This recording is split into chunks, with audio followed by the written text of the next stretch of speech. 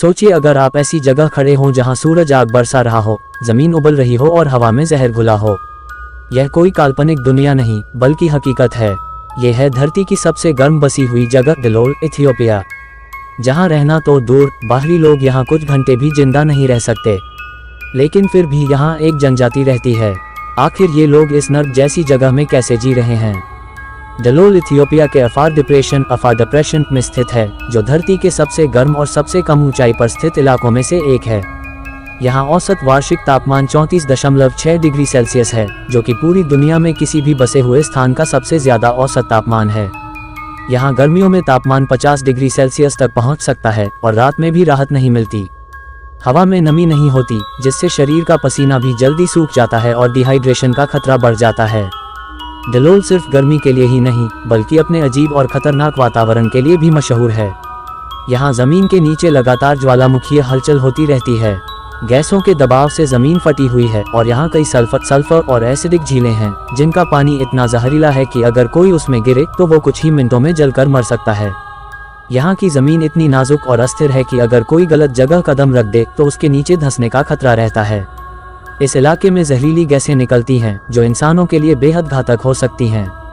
यही कारण है कि वैज्ञानिक भी यहाँ ज्यादा देर तक नहीं ठहर सकते। अब सवाल ये उठता है कि इतनी खतरनाक जगह पर इंसान कैसे रह सकते हैं? यहाँ रहने वाले लोग अफार जनजाति अफा पीपल से हैं, जो सदियों से इस कठिन वातावरण में जीने के आदी हो चुके हैं। ये लोग खानाबदोश नोमैडिक जीवन जीते हैं और ऊंटों के सहारे रेगिस्तान में सफर करते हैं। इनका मुख्य काम नमक की खदानों में काम करना है। दरअसल इस इलाके की जमीन में भारी मात्रा में नमक जमा है, जिसे ये लोग खोदकर निकालते हैं और ऊंटों के जरिए व्यापार के लिए ले जाते हैं। इस भीषण गर्मी में ये लोग खास तरह के हल्के और ढीले कपड़े पहनते हैं जो उन्हें सूरज की तपिश से बचाते हैं। डलोल सिर्फ अफार जनजाति के लिए ही रहने लायक जगह है।